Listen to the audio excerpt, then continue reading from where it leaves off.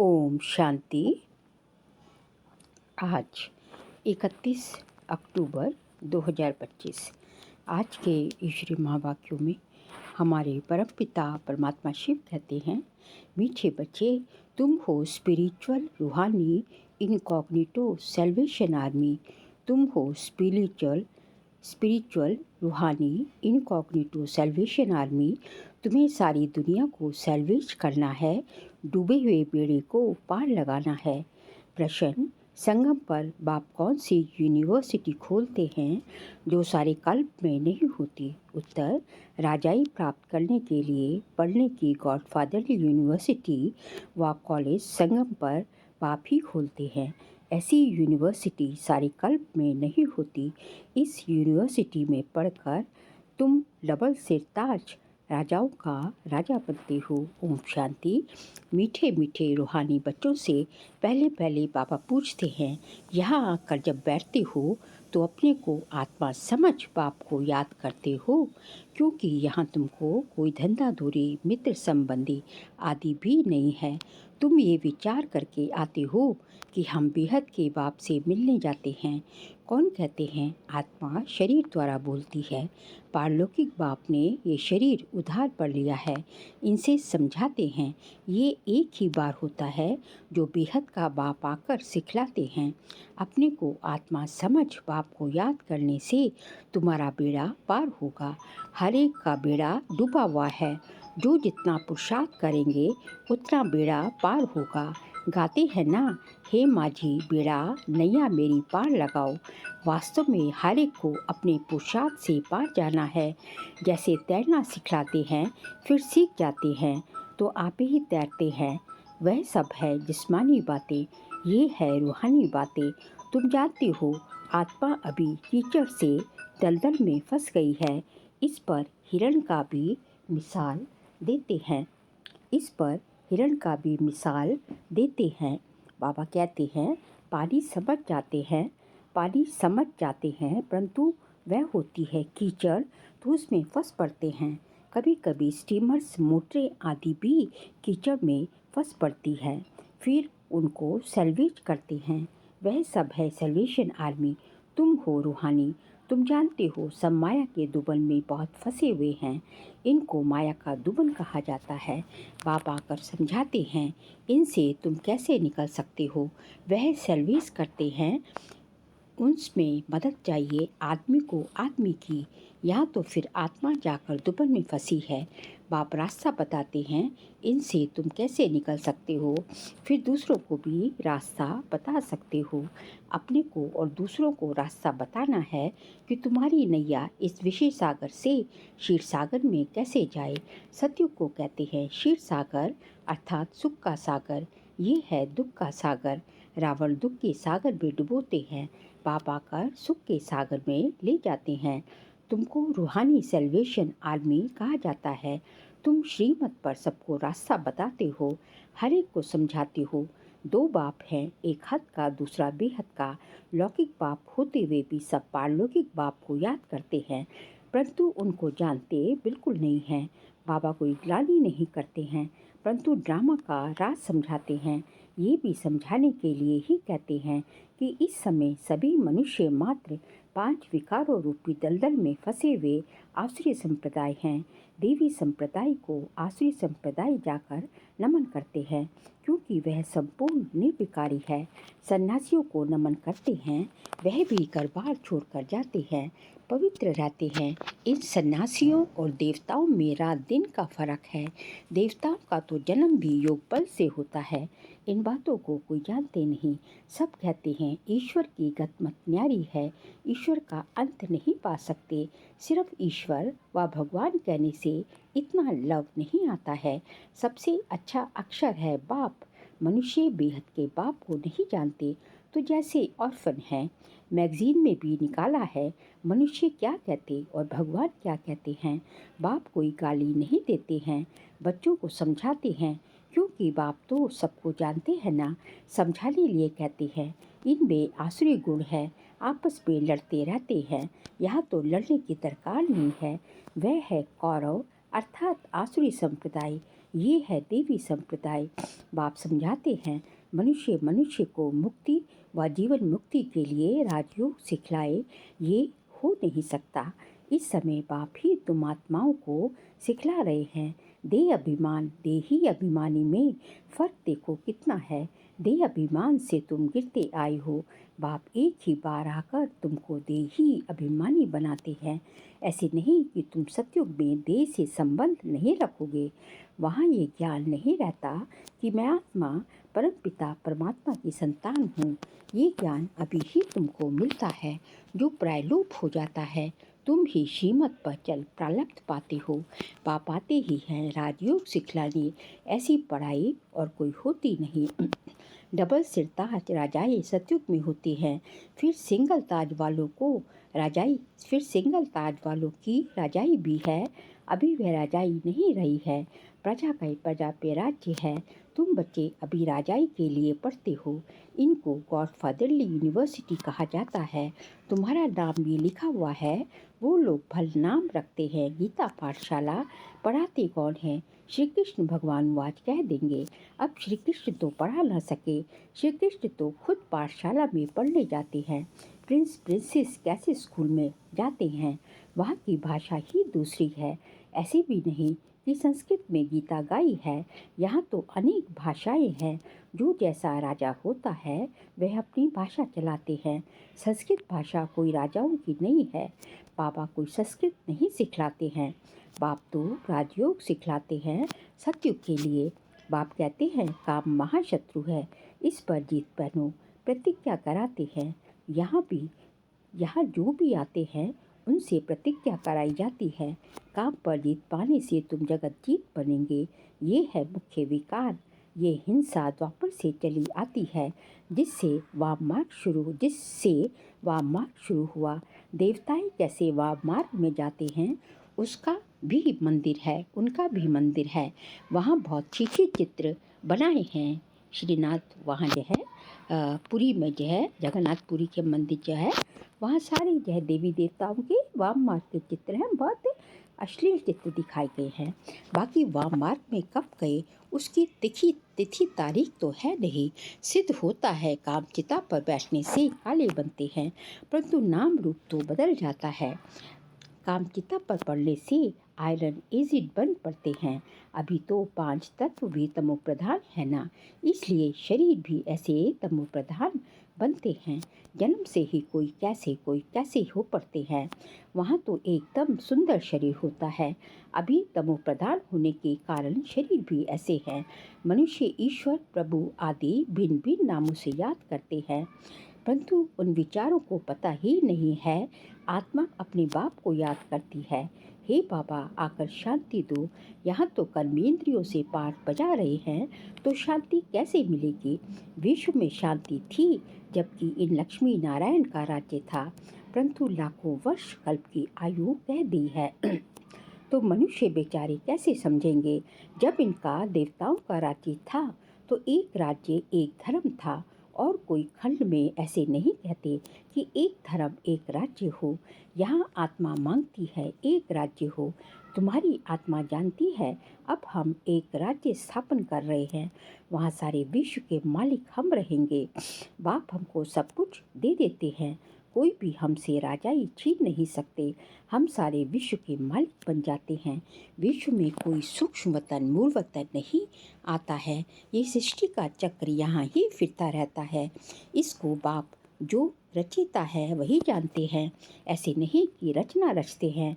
बाप आते ही हैं संगम पर पुरानी दुनिया से नई दुनिया बनाने। दूर देश से बाबा आया हुआ है।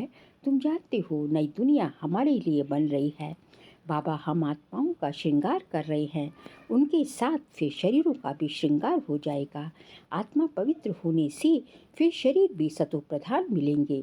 सतोप्रधान तत्वों से शरीर बनेंगे। इन्हों का सतोप्रधान शरीर है ना, इसलिए नेचुरल ब्यूटी रहती है इनका देवताओं का। गाया भी जाता है रिलीजन इज माइट। अब माइट मिली कहाँ से। एक ही देवी देवताओं का रिलीजन है जिससे माइट मिलती है। ये देवताएं ही सारे विश्व के मालिक बनते हैं, और कोई विश्व के मालिक नहीं बनते हैं। तुमको कितनी माइट मिलती है लिखा हुआ भी है। आदि सनातन देवी देवता धर्म की स्थापना शिव बाबा ब्रह्मा द्वारा करते हैं। ये बातें दुनिया में कोई जानते थोड़ी ही है। बाप कहते हैं मैं ब्राह्मण कुल स्थापन करता हूँ, फिर उनको सूर्यवंशी डिनेस्टी में ले आता हूँ। जो अच्छी रीति पढ़ते हैं वे पास ही सूर्यवंशी में आ जाते हैं। है सारी ज्ञान की बातें। उन्होंने फिर स्थूल बाण हथियार आदि दिखाए हैं। बाण चलाना भी सीखते हैं। छोटे बच्चों को भी बंदूक चलाना सिखाते हैं। तुम्हारा फिर है योग बल, तुम्हारा फिर है योग बाण। बाप कहते हैं मामी कम याद करोगे तो तुम्हारे विकर्म विनाश होंगे। हिंसा की कोई बात नहीं। तुम्हारी पढ़ाई भी है गुप्त। तुम हो स्पिरिचुअल रूहानी सैल्वेशन आर्मी। यहाँ कोई को मालूम नहीं कि रूहानी आर्मी कैसे होती है। तुम हो इनकॉग्निटो स्पिरिचुअल रूहानी सैल्वेशन आर्मी। सारी दुनिया को तुम सैल्वेज करते हो।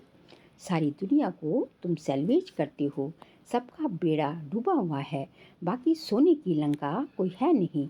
ऐसे नहीं कि सोनी द्वारिका नीचे चली गई, वह निकल आएगी। नहीं, द्वारिका में भी इनका राज्य था। इनका देवी देवताओं का, परंतु सतयुग में था। सतयुग की राजाओं की ड्रेस ही अलग होती है। त्रेता की अलग। भिन्न भिन्न ड्रेस, भिन्न भिन्न रस्म रिवाज होती है। हर एक राजा की रस्म रिवाज अपनी अपनी। सतयुग का तो नाम लेते ही दिल खुश हो जाता है।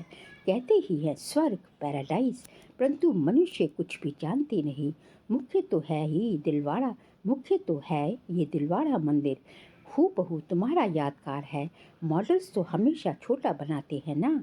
ये बिल्कुल एक्यूरेट मॉडल है। शिव बाबा भी है, आदिदेव भी है। ऊपर में वैकुंठ दिखाया है। शिव बाबा होगा तो जरूर रथ भी होगा। आदिदेव बैठा है, ये भी किसको पता नहीं। ये शिव बाबा का रथ है। महावीर ही राजाई प्राप्त करते हैं। आत्मा में ताकत कैसे आती है ये भी तुम अभी समझते हो। घड़ी घड़ी अपने को आत्मा समझो।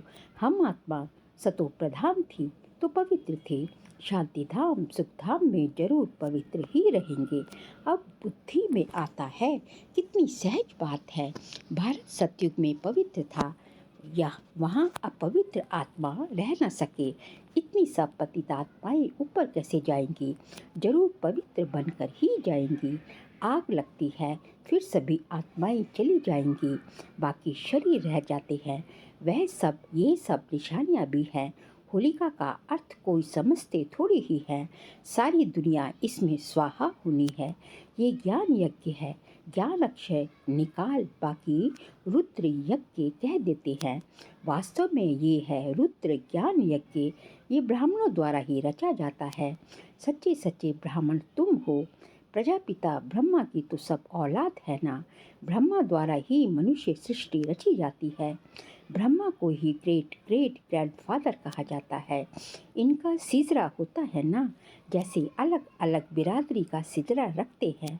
तुम्हारी बुद्धि में है कि मूल वतन में है आत्माओं का सिजरा। कायदे मुसीब शिव बाबा, फिर ब्रह्मा विष्णु शंकर, फिर लक्ष्मी नारायण आदि, ये सब है मनुष्यों के सिजरे। मनुष्यों के सिजरे। अच्छा, मीठे मीठे सिकिलते बच्चों प्रति माता पिता बाप दादा का याद प्यार और गुड मॉर्निंग। रूहानी बाप की रूहानी बच्चों को नमस्ते। हम रूहानी बच्चों की रूहानी बाप दादा को नमस्ते नमस्ते, गुड मॉर्निंग। शुक्रिया बाबा, शुक्रिया। सार के लिए पॉइंट्स है। रूहानी सैल्वेशन आर्मी बन स्वयं को और सर्व को सही रास्ता बताना है।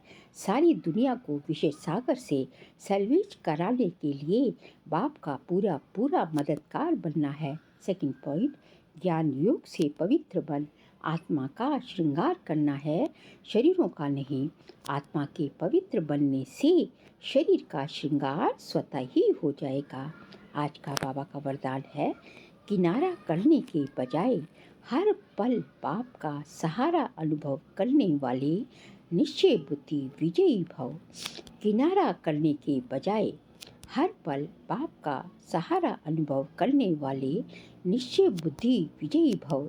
विजयी भव की वरदानी आत्मा हर पल स्वयं को सहारे के नीचे अनुभव करती है। कौन? जो विजयी भव के वरदानी आत्मा होती है। वो हर पल जो है अपने को भगवान के सहारे के नीचे अनुभव करती है। उनके मन में संकल्प मात्र भी बेसहारे व अकेलेपन का अनुभव नहीं होता। कभी उदासी या अल्पकाल के हद का वैराग्य नहीं आता। वह कभी किसी कार्य से, समस्या से, व्यक्ति से किनारा नहीं करते, लेकिन हर कर्म करते हुए, सामना करते हुए, सहयोगी बनते हुए बेहद की वैराग्य वृत्ति में रहते हैं। हद की वैराग्य वृत्ति नहीं आती उनको, अल्पकाल के हद की वैराग्य वृत्ति नहीं आती, उन्हें आती है बेहद की वैराग्य वृत्ति। अल्पकाल के हद की वैराग्य वृत्ति मतलब कि दुख आ रहा है, दुखी हो रहे हो, कुछ परेशानी है, तो उस चीज़ से जो है मतलब हमने तो सब कुछ छोड़ दिया, किनारा कर लिया, किसी से, मनुष्य से, व्यक्तियों से, सर्कमस्टांसेस से, ये है हद का वैराग्य।